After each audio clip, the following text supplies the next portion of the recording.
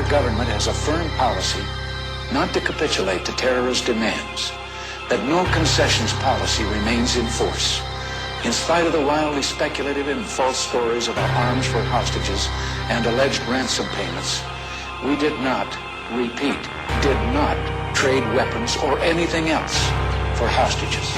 Nor will we. The ballad of the bullet, some freedom or some bullshit. Will we ever do it big or just keep settling for little shit? We brag on having bread, but none of us are bakers. We all talk having greens, but none of us own acres. If none of us own acres and none of us grow wheat, then who will feed our people when our people need to eat? So it seems our people starve from lack of understanding, cause all we seem to give them is some ballin' and some dancing, and some talking about our car and imaginary mansions. We should be indicted for bullshit we inciting, telling children deaf and pretending it's exciting. We are advertisements for agony and pain. We exploit the youth, we tell them to join the gang. We tell them dope stories, introduce them to the game. Just like Oliver North introduced us to cocaine in the 80s when them bricks came on military plane.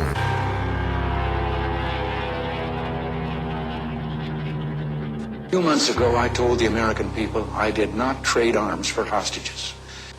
My heart and my best intentions still tell me that's true, but the facts and the evidence tell me it is not. The end of the Reagan era, I'm like Lemma 12er, old enough to understand the shit had changed forever. They declared the war on drugs, like a war on terror, but what it really did was let the police terrorize whoever. But mostly black boys, but they would call us niggas, and lay us on our belly while they fingers on their triggers. They boots was on our head, they dogs was on our crotches, and they would beat us up if we had diamonds on our watches. And they would take our drugs and monies as they pick our pockets. I guess that's the privilege of policing for some profit. But thanks to Reaganomics, prison turned to profits, cause free labor's the cornerstone of US economics. Cause slavery was abolished unless you are in prison. You think I ambush it and then read the 13th Amendment. Involuntary servitude and slavery it prohibits. That's why they giving drug offenders time in double digits. Ronald Reagan was an actor, not at all a factor, just an employee of the country's real masters. Just like the Bushes, Clinton and Obama, just another talking head telling lies on teleprompters. If you don't believe the theory,